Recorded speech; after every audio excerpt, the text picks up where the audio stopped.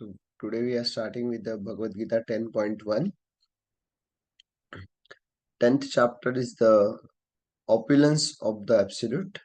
We'll read the shloka first, recite the shloka first, see the translation and purport, and then we'll understand how Krishna is telling and what he wants to tell. Shri Bhagavan Vacha Bhuya eva mahabaho Shruno me paramam vacha Yatteham priyamanaya Vakshami hitakamyaya Shri Bhagavan Vacha Bhuya eva mahabaho Shruno me paramam vacha Yatteham priyamanaya Vakshami hitakamyaya Shri Bhagavan Vacha Bhuya eva mahabaho Shruno me paramam vacha Yatteham priyamanaya Vakshami hitakamyaya. Anyone wants to recite? Hare Krishna Prabhuji, can I? Yes, Mataji, please. Hare Krishna. Shri Bhagavanu Vacha Bhuya eva mahabaho Shruno me paramam vacha Yatte ham priyamanaya Vashyami hitakamyaya. Thank you, Prabhuji. Yes, Mataji, thank you very much. We'll see the translation and purport by His Divine Grace A.C. Bhaktivedanta Swami Prabhupada. Srila Prabhupada ki jai. The Supreme Personality of Godhead said, "Listen again, O mighty armed Arjuna, because you are my dear friend. For your benefit, I shall speak to you further, giving knowledge that is better than what I already explained. What I have already explained." So, to understand this shloka from the translation, everyone should know about the what Krishna has already explained. So we can see Krishna starting this chapter or this shloka after the 10th chapter, after the 9th chapter. And if you see in the 9th chapter, last verse, Krishna has explained what Mammanabhav Madbhakto Madhyaji Mam Namaskaru. In that shloka, Krishna is telling that everyone should मन्मनाभव मद्भक्तो मद्याजी माम नमस्करु मामय वैशी युक्तव्यम आत्मानाम मत्परायणा. Always think of me, become my devotee, worship me, and offer obeisances to me. You will surely come to me, having absorbed yourself completely in me and taking my shelter. So, and in the last chapter, we consider it's like the most confidential knowledge Krishna has given. And in the 10th chapter, Krishna is again telling that now listen, please listen, O my dear Arjun, my dear Mahabaho, the mighty armed Arjun, please listen now. I am explaining you the further knowledge. So in till chapter 9, Krishna has explained, or Krishna wants us, through Arjun, he is explaining us that we should give our mind to Krishna, or we should man manabhav mad bhakto. So you should worship me with your mind. So if we understand this, if we try to understand this, this is very important to engage our mind in our devotional service, because mind is the if we see the fifth chapter or sixth chapter, the Yoga, mind is the biggest enemy. And if we understand in our day-to-day life also, mind is our the biggest enemy also. And if we control it or if we engage it in Krishna consciousness, mind is best of friend. And um, here till ninth chapter, Krishna is telling that man manabhav mad bhaktav. You should worship me by your mind, like engage your mind in me. Krishna is not asking us anything else. Like he don't want our bank balance. He don't want our whatever we offer in puja. No, no, he don't want. Krishna will be satisfied just by Patram Pushpam Phalam Toyam. Even that you don't offer. Okay, Krishna is telling Man Manabhav Mad Bhaktav. You remember me with your mind. Like you absorb your mind in thinking of me, worship me. So Krishna is telling by himself, he is telling what he want. He don't want our prestige, our popularity. He don't want our anything. He just want us to offer our mind to Krishna, absorb our mind in thinking of himself. So when we know this, we should practice this. But practicing this is little difficult, or we can say it is more difficult, because in the Kali Yuga, as the Yuga is um, going ahead, it's degrading more. But we should understand that in the Kali Yuga, the process is more simple, because Satya Yuga, Dwapar Yuga, Treta Yuga, these processes were so difficult because the degradation was less, and people used to absorb their mind, or people used to think more about Krishna naturally. But in Kali Yuga, it is very difficult. In artificially also, we are difficult. We are having so much difficulty to focus or to meditate on Krishna. That's a real problem. It's for everyone. It's not for us only. Don't think that we only have the problem of not focusing while chanting. But we should understand this mind is the main culprit, and we should engage our mind in Krishna. Recently, I heard that this mind, why this is not, why we are not able to engage or absorb our mind in Krishna. So, the main reason is we are not following the proper practice. See, there are many techniques to control our mind. In our ancient scripture, mm, in our sampradaya also, and in our uh, in Indian tradition also, we can see there are many saints who gave so many techniques or so many analogies to control our mind. And by using those techniques, by using those analogies, we should understand how the mind works. See, problem solving is not difficult. Trying to understand the problem is more difficult than solving the problem. So, when we want to solve the problem, we should understand the problem first. So, we are not able to focus or able to meditate on Krishna because problem is mind. So when we understand problem is mind, then we can solve that. Yes, mind is a problem. I need to engage my mind. And Krishna is telling that in 9.34, that man manava mad bhakto. You absorbed in me with your mind. So absorbing mind means what now? Always think of me, worship me. Krishna is telling that in front of that you always think of me. But Krishna, it is difficult. It is not possible for me. So now in 10th chapter, Krishna is telling that how to do that. So till 9.34, Krishna has told many ways that, and Krishna tells, like a proper teacher or a good teacher, what he, in between he takes everyone's attention. Everyone, please listen now. Be focused. So Krishna is telling that this in 10.1, Shrunu, that Shrunu Mahabaho. Uh, Shrunu means what? Shrunu means now listen. I am giving you something. Please listen. So, I am Arjuna. Because you are my dear friend. Priya Manaya. Priya Manaya means what? My dear friend. Oh, my dear friend. Mighty armed Arjuna. Mahabaho. Krishna is using the adjective for Arjuna every time he says Udakesha, Partha, Mahabaho. So Mahabaho means mighty armed Arjuna. For your benefit. Hitakamyaya. For your benefit.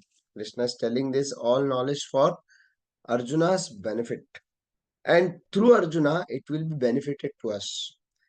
I shall give you supreme knowledge, Paramam Vacha, greater than what I spoke earlier. So whatever Krishna spoke earlier is giving this knowledge now in 10th chapter. In 10th chapter, he will give that knowledge, and 11th chapter, he will show that knowledge or show whatever Krishna speaks. So this chapter is the opulence of the absolute. Absolute means what? It's a param satya. So uh, param satya means Krishna. So when we understand absolute is Krishna, so ultimate is Krishna. In our life also, everything, whatever happens, whatever grastha life, brahmachari life, any uh, vanaprastha ashram, sannyas ashram, any ashram we go, our ultimate absolute goal is Krishna only. We want to absorb our mind in Krishna, and Kali Yuga the process is simple. By chanting process, we can understand, and by this simple process of chanting Hare Krishna Mahamantra, we can absorb our mind in Krishna consciousness. But the process of chanting, we should follow it very carefully. What we do, we speak, but because of the biggest enemy in today's age, what it is? It's a mobile. This finger is out while chanting. So scroll, scroll, scroll. But that doesn't work. This will never work, rather. But what we should do, we should keep our mobile away while chanting. We should be focused in a proper position.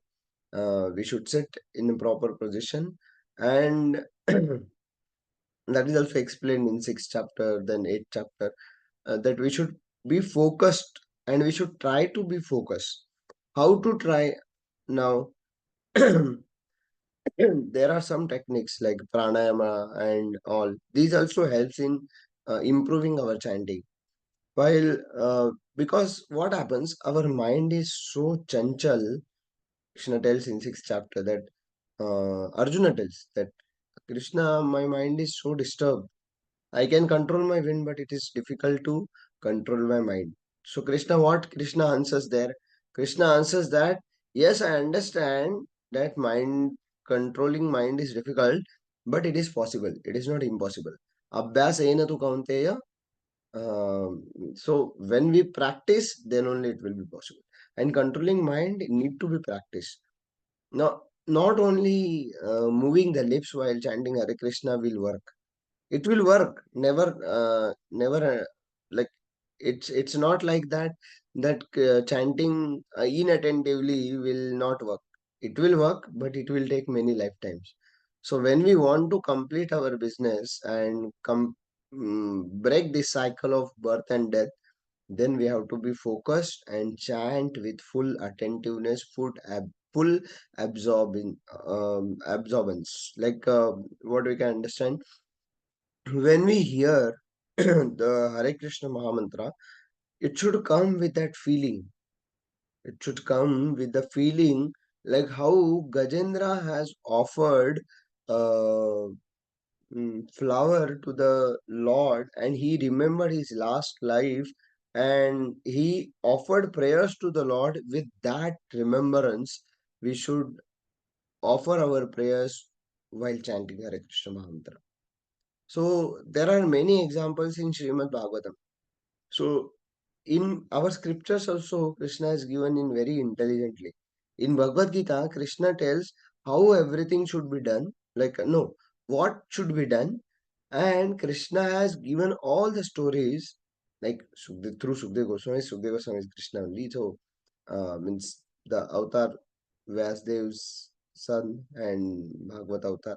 So Krishna has given the entire uh, like to do what to do, and Krishna has given the examples how they did in their life. So everything case study is already explained. Krishna is the best management teacher. In management, what they do, they explain the case study. When someone understand, when the student understand the case study, it is um, that student is fully understood like that. Or in a management, um, this also exams also they tell them to uh, explain with the case study. So Krishna has given all the cases like Dhruva Maharaj, Prahlad Maharaj, then all the avatars, then Gajendra's story. So Gajendra's prayers are very wonderful. And Gajendra, when he's offering, he's very Artha Bhav because he was in difficult situation. And Gajendra is a mighty armed elephant. He was having so much of power. He was elephant of Satyuga, not today's elephant. Satyuga's elephant was far more than today's elephant. And when he was fighting with a crocodile in water, it was very difficult for him to get away. And it was many, most of the time he fighted, but he was um, not able to relieve from the clutches of crocodile. And at the far, like little away, there were all his family members were there. Like, yeah, 1,000 years. Thank you. 1,000 years they fought, fight it. I was knowing it, but I was not sure, so I didn't produce or pronounce. But 1,000 years they practice. Sorry, for 1,000 years they fighted Gajendra and crocodile, and then Gajendra was fighting in so much of uh, now it is, and he was asking for help, but no one was able to help. His family members, like his wives were there, then sons were there, children were there, all there, but no one was able to help him. Like that, this situation will come in our life only. That Gajendra story is very applicable to our life because we are also in same situation. We are attached to Maya and we are not able to give up. We are not able to leave that Maya and come to Krishna's side. And no one is helping us. Then Gajendra remembered his past life and whatever he did. And he accepted, like he remembered those prayers which are offered in the last life, and he started offering those prayers. So that much was uh, intense. He was that after 1,000 years of fighting, he was not able to relieve, and he offered the prayers. And with that intention, with that fillingness, when Gajendra offered the prayers, Krishna came so fast that while Krishna was coming on Garuda, Garuda was going slow. So what Krishna did? Krishna took Garuda on his back and came. And he came running fast. And while running, Krishna's dhoti got like slightly um, like slighten. And what Krishna did, in one hand, Garuda, with one hand, dhoti. And Krishna is running, running, running. And Krishna came immediately when he offered the prayers. And Krishna is similarly in Draupadi's case, in many cases, Krishna has come like this. And Krishna was, he knows everything, but he's just waiting for our prayer and waiting for our call. When we call someone, if someone call me, hey Nidhivan or hey Nidhivan Prabhuji, then I will pay attention now. I will say at least, oh, what it is, Prabhuji, please tell me. Or something I will respond. But we never call Krishna. We call it like very, very lightly we take chanting. And that's why we are not able to progress in Krishna consciousness. That absorbing our mind in Krishna, it's very important because when we call Krishna's name, we should be fulfilled with that intention, with that artha bhav, with that feelingness. When we call Krishna while chanting every day, then Krishna will surely come. Why he will not come? If someone call our name, we pay attention to him, and when we call Krishna's name, why we Krishna will not pay attention? Krishna takes care of everyone. Like he takes care of all the animal, all the birds, all non-devotees, all rakshasas, he takes care of everyone, then why he will not care for his devotees? Therefore, Krishna is telling each adjective also in Bhagavad Gita, it is explained with a very intelligently by Krishna. Krishna is telling here, Priyamanaya means what? With love. With, oh my dear friend, with love I am telling this now. So Krishna is very attached to his devotees and he's just waiting for our call. And when we call him with that intention, with that full feelingness, then Krishna will surely listen. And Krishna also listens what we speak with inattentiveness. But what when someone chants attentively, Krishna gives more attention. But if the result is getting best by chanting attentiveness, because anyhow we have to spend, when we chant 16 hours, we have to spend 2 hours, then why not to spend it with full attentiveness? But we are attached to our mobile. How we can do that? We can't leave our mobile, then how it will be possible? So leave that mobile. It's a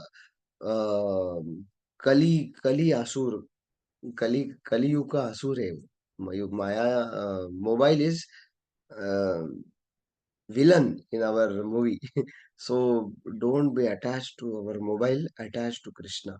So Krishna is telling how to be attached and what to do to absorb our mind in Krishna in the 10th chapter. Now we are starting with the 10th chapter, first sloka. Krishna is telling, oh, listen now, I am telling you the more important knowledge now. Whatever I spoke earlier, than that more important knowledge I am speaking now. So Krishna is telling the name of the chapter is also what? The opulence of the absolute. Now Krishna will start speaking about the opulence of himself. Krishna told that you should meditate on me. You should absorb your mind on me. Now Krishna telling how to do that.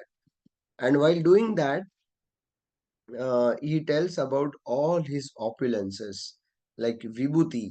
Vibhuti Yoga also it is called as this chapter in Sanskrit. So all the vibhutis of the Krishna means what? All the nature or all the sources, what like everything in this world, it is about Krishna. In like even like when we drink water, Krishna is telling that what?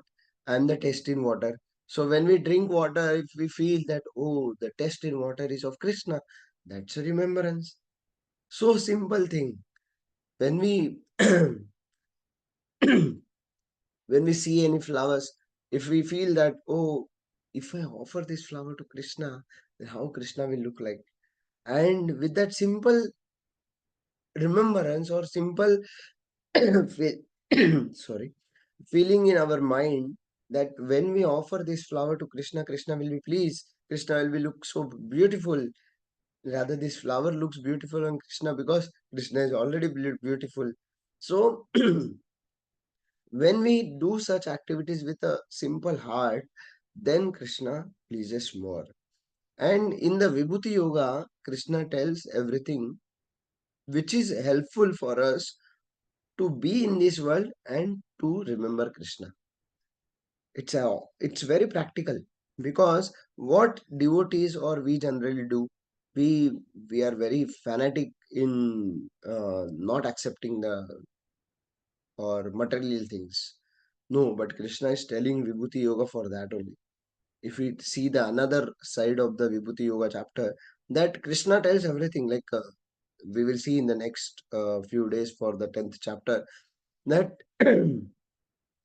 Krishna is telling about his energies, his opulences here, and with that opulence, he tells that, oh, uh, my like Vibhuti Yoga is so much like when we see the nature, like nowadays rainy season, we see waterfall. Many people goes to waterfall. Why? They like, and when they understand this is oh so beautiful. What Lord has made it. My Lord is best. Like that, if someone like speaks, then he has remembered Krishna. He has remembered the Supreme Lord because of his creation. So creation is the opulence of Lord. And when we speak about, when we remember while speaking or seeing something beautiful, we speak about the Lord or we remember about the Lord, that is also a devotional service, because that's a smaranam. Yes, right.